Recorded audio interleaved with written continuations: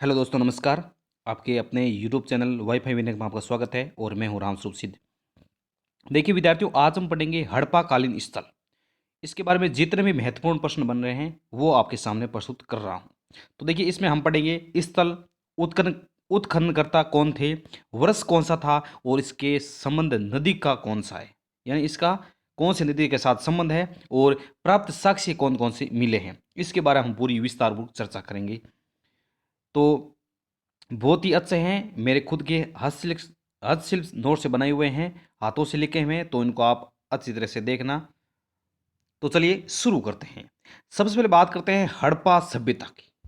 ठीक है, हड़प्पा ये वर्तमान में पाकिस्तान में है। ठीक है, और इसके जो उत्खनन करता है वो कौन है, वो है दयाराम साहनी।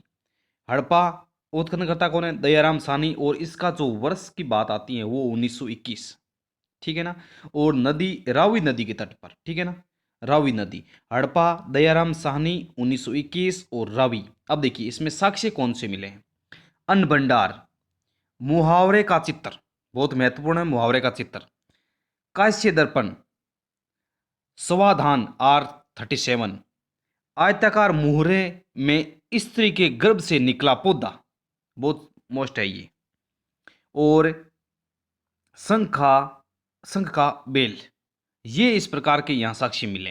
तो प्रश्न आएगा कैसा कि मुहावरे का चित्र कौन सी सभ्यता से मिला है या कौन सी हड़प्पा कालीन स्थल से मिला है, तो आपको करना है वहां पर हड़प्पा कालीन। ठीक है, आगे बात करते हैं मोहनजोदड़ो। मोहनजोदड़ो वर्तमान पाकिस्तान में है और इसके उत्खननकर्ता कौन है, राखनदास बनर्जी, और इसका जो वर्ष है वो है 1922, और ये सिंधु नदी के किनारे बसी। ये जो सभ्यता था सिंधु नदी के किनारे थी। और देखिए इसमें प्राप्त साक्ष्य कौन कौन से मिले हैं।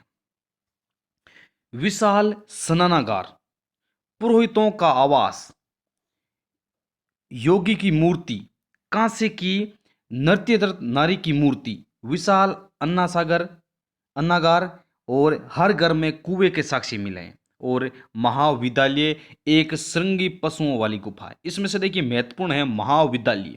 प्रश्न आएगा कि महाविद्यालय का साक्ष्य कहाँ पर मिला है, तो कहाँ पर मिला है, मोहनजोदड़ो में मिला है। राकनदास बनर्जी थे इनके उत्खननकर्ता, और 1922 इनका सन था, और नदी थी सिंधु। तो इसमें आपके महत्वपूर्ण सारे पॉइंट इसमें आ गए। साथ साथ में नोटबुक में आप नोट करके जाना कि कौन कौन से महत्वपूर्ण हैं, और उनको आप यहाँ वीडियो को एक दो यहाँ दो बार देख सकते हो या अपने नोटबुक में उसको उतार सकते हो। अगला है चंदू हेड़ो। ठीक है, बहुत महत्वपूर्ण है ये भी। चहुंदडो या चंदू हेड़ो ऐसा नाम आता है, कभी पुस्तकों में कुछ है कभी कुछ है। ये पड़ता है सिंध यानी पाकिस्तान में है वर्तमान में, और इनके जो उत्खनन करता है वो है NG मजूमदार व एर्निस्ट मेके।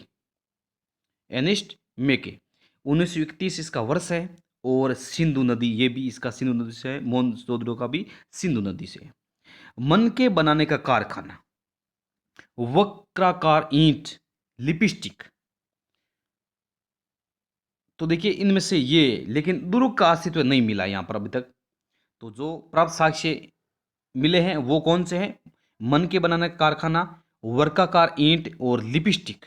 ठीक है ना, तो ये आ जाएगा चहुंदड़ो यहाँ चंदूहड़ो में।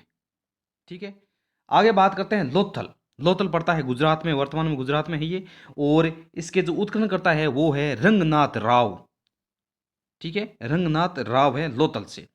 जो इनका वर्ष है वो है 1957, और जो नदी है वो है बोगवा नदी।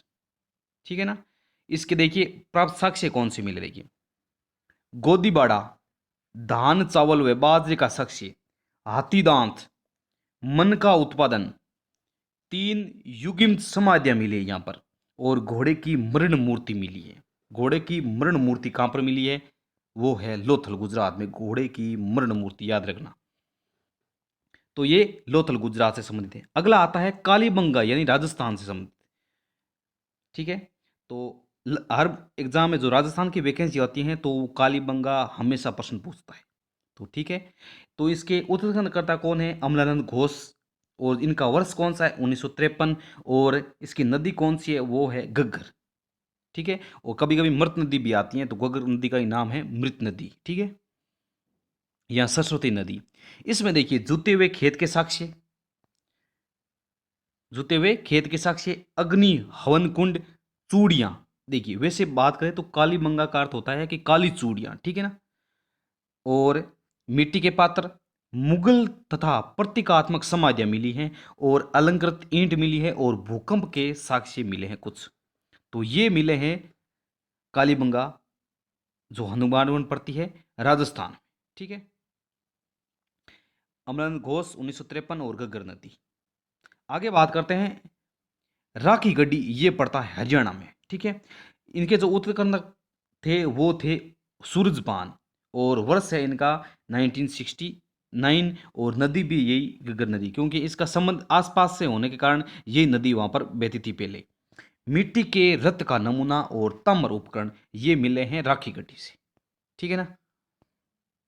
आगे बढ़ते हैं, 7 नंबर पर है धोलावीरा। धोलावीरा पड़ता है गुजरात में, और जो इसके उत्खनन करता है वो है RS विस्ट।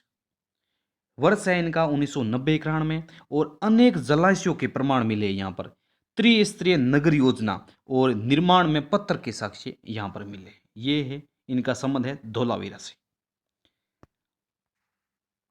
आगे बात करते हैं बनावली या वनावली हरियाणा में, इसके उत्खनन करता है RS विस्ट, यही नाम है। धोलावीरा वाला आ गया और बनावली वाला सेम ही है। और इनका जो वर्ष है वो 1973 है। नदी सरस्वती और घग्गर वो एक ही नाम है। मिट्टी का हल खिलौना और जौ के साक्ष्य, जो एक धान होता है चावल की तरह, गेहूं की तरह। अगला है रोपड़ पंजाब में, इसके उत्खननकर्ता थे यज्ञ दंत शर्मा, और 1955 इनका वर्ष है। और सतलज नदी है, ये सतलज नदी है रोपड़ में। तांबे की कुल्हाड़ी, मानव के साथ कुत्ते दफनाने का साक्ष्य मिला है। तो प्रश्न आता है कि मानव के साथ कुत्ते दफनाने का साक्ष्य कहां पर मिला है, तो ये मिला है रोपड़ पंजाब में, ठीक है। अगला प्रश्न बनता है रंगपुर, ये पड़ता है गुजरात में, और इसके उत्खननकर्ता कौन है, SR राव, और वर्ष है 1954, और भादर नदी के किनारे है। धान की भूसी, कच्ची ईंट के दुर्ग, और नालियां, और ज्वार बाजरा मिला यहां पर, ठीक है ना। आगे बढ़ते हैं, अगला है सूतवाको, ये पड़ता है बलूचिस्तान में। इसके उत्खनन करता है जॉर्ज डेल्स, वर्ष है 1962, और इसकी नदी है सादिकोर। मृद बांध के साक्ष्य और 2 टीले मिले हैं। कालीबंगा में भी ध्यान रखना 2 टीले मिले हैं, और यहां पर भी 2 टीले मिले। अगला आता है सुरकोटड़ा, बहुत ही महत्वपूर्ण एग्जाम के लाइक यहाँ से प्रश्न बहुत अच्छा बनता है। सुरकोटड़ा पड़ता है गुजरात में, और इसके उत्खननकर्ता है जगपति जोशी। वर्ष इसका 1964 है, और नदी है ये भी सरस्वती, ठीक है। कलश समाधान और घोड़े की हड्डी, तराजू का पलड़ा, ठीक है। अब देखिए यहां से बहुत शानदार प्रश्न बनता है कि घोड़े की हड्डी, घोड़े की हड्डी का साक्ष्य कहां से मिला है, तो ध्यान रखना सुरकोटड़ा गुजरात से, ठीक है। अब पूछ ले कि घोड़े की मरण मूर्ति कहां से मिली है, तो ध्यान रखना जो मरण मूर्ति मिली है वो लोथल से मिली है। बहुत शानदार प्रश्न बनते हैं, दोनों में से एक प्रश्न आने की प्रबल संभावना है कि घोड़े की मरण मूर्ति कहां से मिली है, लोथल से, और घोड़े की हड्डी कहां से मिली है, सुरकोटड़ा गुजरात से, ठीक है ना। संबंध दोनों का गुजरात से ही है। मरण मूर्ति मिली है लोथल से, और जो घोड़े की हड्डी है वो सुरकोटड़ा से मिली है। तो ये देखिए कुछ महत्वपूर्ण हड़प्पाकालीन स्थल थे आपके सामने प्रस्तुत किए। आपको कैसा लगा वीडियो, लाइक ज़रूर करना, और अपने विद्यार्थियों के साथ शेयर करना ना भूलें, ताकि इसका सभी लाभ उठा सकें। और ये रिवीजन की तरफ से एक वीडियो है, आप इसको धीरे धीरे मैंने तेज़ करा दिया है आपको, आप इसको धीरे भी कर सकते हो, वीडियो स्टॉप करके आप अच्छी तरह से देख लेना, और रिवीजन के हिसाब से मैंने यही आपको बताया। तो चलिए दोस्तों, मिलते हैं फिर अगले वीडियो में, तब तक के लिए नमस्कार, जय हिंद, धन्यवाद, जय जवान जय किसान।